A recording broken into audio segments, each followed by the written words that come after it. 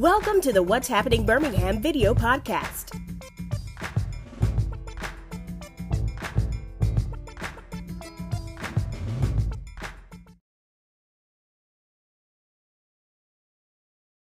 Hello, everyone. This is Jarvis Escott with What's Happening Birmingham. Today, I have the honor and pleasure having Miss Forte. Everybody knows her face, knows her name here in Birmingham. And Amber Pope. They are here today to talk about the Microsoft Teals Program, which is accepting school applications for the 2021 and 2022 school year. So good afternoon, ladies. Good afternoon. Hello, Jarvis. Great. I'm so happy that you all came on the podcast today to kind of talk about this great program. I must admit, I just now found out this about 2 weeks ago, Forte, you guys told me about, but I think this is so awesome. And it kind of hits home because I graduated from Tarrant Middle School and Tarrant High School, and this is where the program first originated at. So who wants to tell the story first, how this great program came here in our area? I can kick it off. It's kind of a funny story. I was scheduled to go to a professional development. I was teaching social studies at Tarrant High School. I'd been there for several years. And my assistant principal, Kelvin Luster, he said, hey, you're not going to go to that one that you were scheduled for. We're going to send you to, me and you, we're going to this other one because it's about computer science. And he knew how much I love technology and integrating it. And so we went to this, it turned out to be a round table of kind of bigwigs, like people from the district level of school districts, Alabama Power, people from the Depot, Innovation Depot.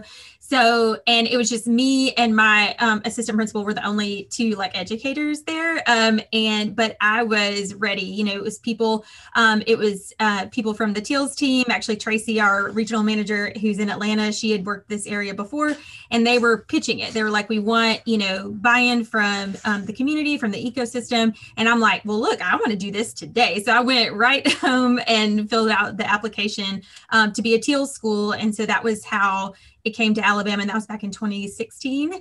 And so, that's how we got things going. And, Teals teachers, in Birmingham, and then sort of our footprints moving outward. And then we have some that are much further out, like in Sumter County and in Hartselle, Alabama. Those are kind of our farthest right now. They are, those teachers are accessing computer science curriculum, computer science training with tech industry volunteers, and those students get access to those credited courses right away. So it's a really fantastic program. And as a former teacher, I can't recommend it highly enough. Okay, and Forte, I guess you can talk to me about, so what, can you guys tell me a little more about the curriculum, that some of the things that the students learn, and how long is it on the school year?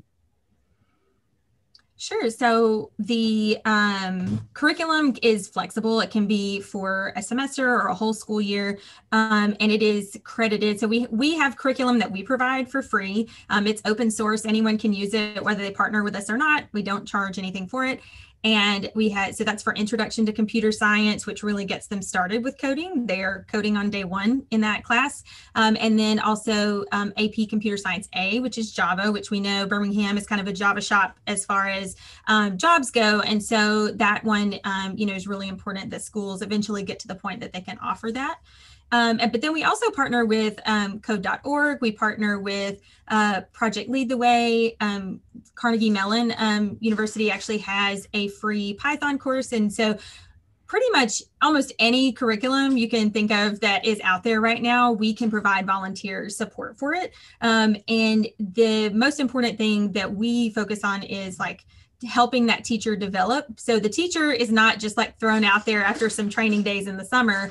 They have tech industry professionals in their classroom every morning that the class is offered. So if they're just starting out in computer science, and let's say they're a math teacher, or they usually teach accounting or something like that, then they're not expected to know it out of the gate. They get a couple years to get it under their belt with these co-teachers who we train in the summer. So it's a really good, partnership between industry and education, and a lot of in the Birmingham area, we've had as many as 60 local active volunteers, which rivals bigger cities in Teals like Houston, because we have a really engaged tech community here that's very supportive of Teals and in high schools in general. So has COVID changed anything this year as far as the way of kind of doing this year's curriculum? So it has, because a lot of schools around here normally do in-person learning, and so the volunteers would go in person, and that's what a lot of them like. But we actually have a long track record of helping schools remotely, like schools that are way out and aren't close to any volunteers, and so we actually had a lot of experience with that. And so with the exception of one or two schools, almost every school in Alabama this year of the 20 we have this year went remote. And so that means that their volunteers might be from down the street, might be from across the country, but they remote in and teach. And so this helps schools that might be doing some type of hybrid learning or in person, even, they still can remote in. And then certainly if they're at home, the students are, then those volunteers can remote in and teach, pretty seamlessly, just because we've, given them that training over the summer. So what grade levels are they starting at, starting with the program? So we help high schools, just currently that we see that that's where the most demand is, especially when considering, you want to build that tech talent pipeline. Some of our partners like code.org, they work a lot at middle school and elementary school levels, and even pre-reading levels, which is very cool. So we really help get courses on the high school schedule. Like when a student registers for a computer science course, they're going to get credit for it. And the state of Alabama has been super, collaborative with us and other organizations. And so like, for example, the Teals Introduction to Computer Science course can count as a third or fourth science or a fourth math class for students. And so that's just one, way to incentivize them to take it and to help schools be flexible about like their teacher units and who can teach the course. So you all are looking for additional schools this year to kind of sign on to the program. Mm-hmm. What specific qualifications do they need to have to get signed up for? So there's really only a few things that are like, pretty non-negotiable. So one would be that they've identified a partner teacher, someone on their staff who's already a certified teacher who can teach at least one class or section of computer science. So that's one thing. And then the other thing is that teacher needs to be willing to, kind of take this on and work collaboratively with the volunteers and me and go to some summer training and also Forte. And so, that's the biggest thing. And then the other thing is that however many students are in this class, they each have to have a internet connected device that's either a Chromebook or a laptop. So those are kind of like the hard and fast, like must do's. And then the other stuff, is really honestly pretty flexible. A lot of our materials state that it has to be first period, but because Alabama works with a lot of remote volunteers, we actually sometimes prefer it to be late morning so that our volunteers from Silicon Valley, from Tesla, from Facebook, Google, places like that can remote in into those classes before they go to work. And so, we try to be really flexible and meet the needs of the schools. And one of the biggest things, and I'll let Forte kind of talk about this, is that we are expanding outside of the Birmingham area. Like we want to continue to develop here in this area, pick up some more school districts just to make sure that there's equity across the region, but then also expanding into the Montgomery area and the Alabama Black Belt. And I'll let her talk a little bit about some of Microsoft's initiatives around that. Okay. So what's important to me, Jarvis, and especially to the listening audience, is that I yield from the Alabama Black Belt. It is one of the poorest regions in Alabama. Actually, Wilcox County at one point used to be like the poorest county in the United States. But I sit here as the granddaughter of a sharecropper. But at the age of 10, my mother bought me a Commodore 64. So the Commodore 64 debuted in like 1982. I was actually born in 78. I think I was maybe even 7 years old or younger. But just having that early exposure to a computer and typing those command lines, that was basic coding back in the days. And it has been a game changer in my own personal life. So I sit here as a regional manager with Teals. It's a personal mission for my people to understand how this can elevate our families, our communities. It can change the whole trajectory of your life. So that's why I'm so glad to be a part of the expansion. That's why we're talking to you today. And we want the listening audience to know this is something that our students need. And if we at least give them the choice and the opportunity, allow the students to sit there, and work through the programs, give them that space, and we'll see what happens. But I tell you, it'll be a game changer. So far since you told me, Amber, it was like 2016 when it started, right? Yes. Okay.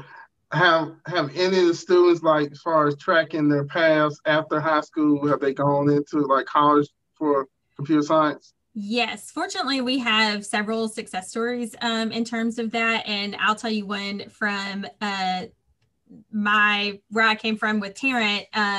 I had a student who I've known since he was 12 years old, and he's always been a pretty good student, but he had like a disability, a vision disability.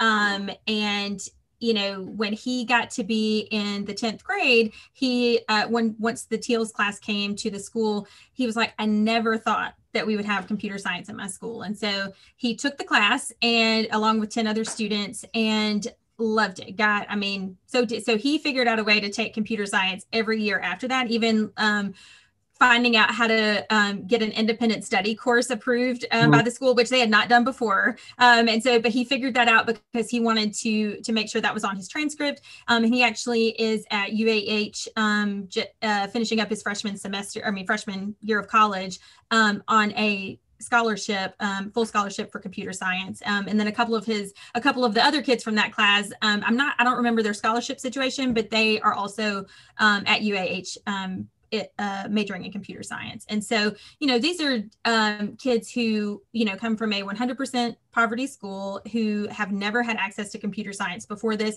Tarrant, luckily, was one of those places that invested early in a one-to-one initiative. So they've always had devices, but the students were always users of technology and not producers. They were consuming, but not making it.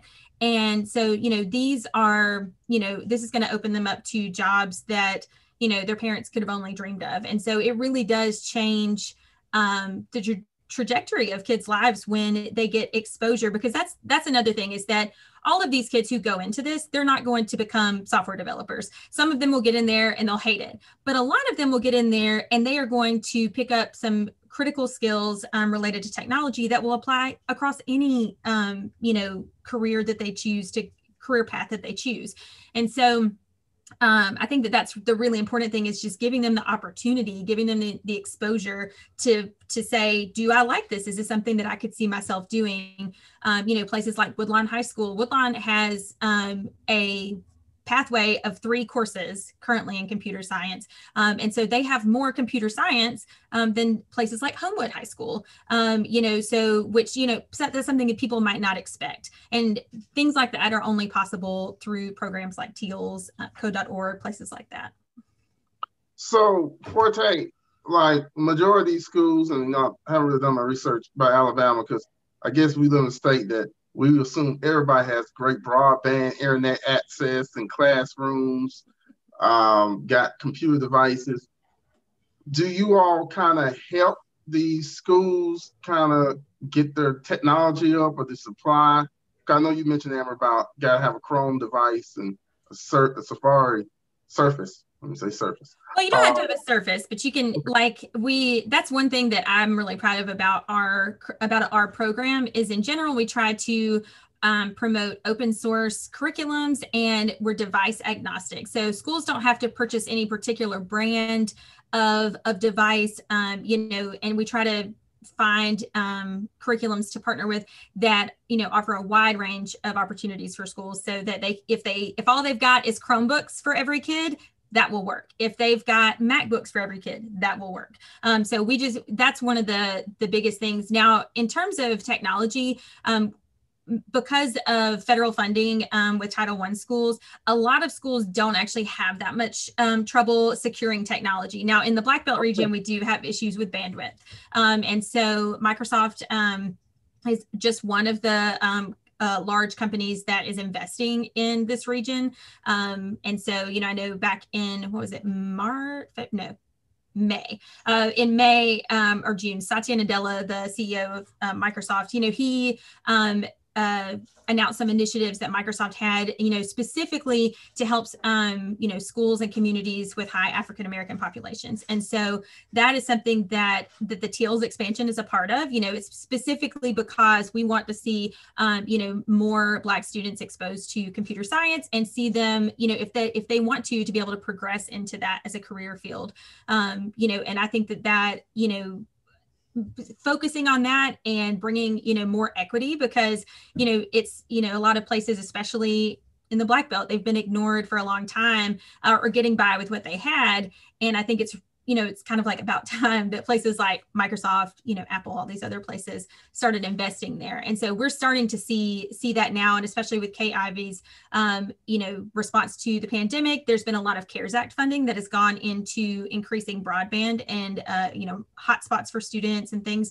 And so, these students are really going to benefit from, building up of that infrastructure when it comes to taking computer science classes. So the schools are the ones that specifically make sure that have to apply to you all to do it. Yes. We'll have districts that apply all of their high schools that, someone at the district level will apply all of them. And then sometimes it's just like I was a teacher who's like, I'm going to make this happen. I've got permission from my principal, and then fill it out. We always tell schools that it's non-binding, meaning that if the partnership for whatever reason doesn't work out, nobody's on the hook for anything. It's really just a way for us to make sure that, we're a good fit for each other in terms of like what we can offer and what they're willing to do in order to advance their program. Okay. Because I'm kind of thinking too, if you're parents watching this right now, like, man, I really want to get involved with this. If I got to get the school has to. Any parents, I highly recommend, if you want to see this at your kid's school, if we're not there already, email your principal, email the counselor, talk to your kid's teacher and say, I heard about this program. I really want to see it at my kid's school. So like if for example, if you're like Fairfield High School, that's one place where we haven't reached yet. And so if there are parents who are asking the principal and everyone like, hey, we need to get this. It's free. I want my kid to have it. My kid's zoned for Woodlawn and I know they've got it, so I'm good. And so that's where, that kind of pressure can help, certainly help them, nudge them in the right direction. Have y'all thought about even doing something as far as, I'm just thinking out something, some kids that's like homeschool kind of have some type of component or is it got to be within the school district that? So we work with all kinds of schools. We work with, regular public schools, charter schools, private schools, religious institutions. So we work with all kinds of schools. I do believe in some states we have worked with homeschool collaboratives before. And so if there's like an umbrella organization that homeschool parents are a part of, then, we probably could support that. It would just have to be with some type of organization rather than just like a parent or like a group of parents that are informal. So we do work with everyone. Okay, so Forte, what's the deadline for the schools to sign up? So our deadline is February the 12th, 2021. Okay. So that's about maybe 2 weeks from now. But I want to just add something to kind of a question that you asked, Jarvis, and kind of amplify what Amber said, especially like if you're in the Birmingham region. Birmingham is really becoming like a tech system, a tech ecosystem. So you're wondering, as we're talking, like, why should my kid even have Microsoft Teals at their school? So imagine your child has Microsoft Teals and they get exposure to computer science. And then you feel as if I cannot afford for my child to go to like a 2-year school or 4-year school. And yes, I'm about to say, go Blazers, go Blazers. So there are other options in the community. Yeah, I had to get that in there, go Blazers. So you can go through Microsoft Teals programming, and there might be an option such as Innovate Birmingham, and it could integrate. So you have the exposure in school, you have the different programs with Innovate Birmingham, CompTIA, Bootcamp Analytics, data, all those good things. And then we also have Ed Farm. And I'm actually an alumni of Ed Farm. I went through the programming for Apple Swift. So all those pathways just kind of fit together, and voila, you get certified, you get to work from home, you get those jobs. And I think it's just a wonderful opportunity So those things fit together. And if you all have any questions, I'm happy to talk to you about it offline. So don't forget that. Like, this is a great puzzle. I really loved how she brought that together. You know, big companies in the area like Shipt, for example, some software studios like Segal Studios, Keysys, iTax Solutions, you know, those people are working with Innovate Birmingham to hire people as apprentices after they complete it. And so, you know, that's a whole new thing, you know, way to get into the field that doesn't involve a 4-year degree. But they also, through UAB, they offer scholarships to Lawson, scholarships Jeff State for the 2-year degree, and then they can transfer to a 4-year college if they want to do that. And I know Sanford covers the last 2 years of a computer science degree, you know, if you went to a 2-year college first. There are lots and lots of opportunities here. People are practically begging you to take the money to take, you know, to take them up on this. And so, you know, we just want to do our part as a part of that pipeline. And, you know, we're helping get, you know, students exposure where they already are every day. And, you know, it also really helps the teachers because they develop a new skill. They can become certified in computer science, you know, helping them, you know, increase. So it's mutually beneficial for everyone in the community, and especially those big companies that want to see more local tech talent, and they don't want to have to hire someone from Michigan and relocate them. They want to be able to hire a Birmingham native who's going to stay here. And so, you know, we want to help build those students. So I guess my final question, I feel like I can talk to y'all. I really love this program. More and more you feeling more about it. Where do they go? And how do they get in contact with you all? So my email address is amber@tealsk12.org. So really easy. And then Forte's is forte@tealsk12.org. Or you can go to our website, which is microsoft.com/teals. And there's a web contact form. And if you fill it out, it goes straight to our email box. And then also that's where the schools can find more information and find the application. And so I encourage any school that is considering this to go ahead and fill it out, because, you know, if you need to pull it later, no big deal. But if it's, you know, way past the deadline and you decide, oh yeah, we actually might want this, you know, it doesn't work the other way around. So, you know, getting your school in the pipeline is the most important thing at this point. And I did not say this, but we can grant on a case-by-case basis some extensions. So hopefully, you know, schools will get this in time to be able to fill out their application by February 12th. But if, you know, if it's right around that deadline and they just need a little bit more time, they can certainly contact us. Well, I guess I can say this, and you all can say this. Principals, don't drag your feet on this. There you go. Get this paperwork in. I know you said stitches. Absolutely. Stitches, they take forever. Y'all, don't drag your feet on this. I think this is a great program, and I want to thank you both for just the job that you all are doing for the just children in this area that wouldn't even have an opportunity to even get exposed to something like this. Because one thing we know is that the job market is changing. I mean, it's not the same 10 years ago or 20 years ago. And college is, we all like to say college is something that you got to have to be able to be financially successful. That is no longer the case as well either.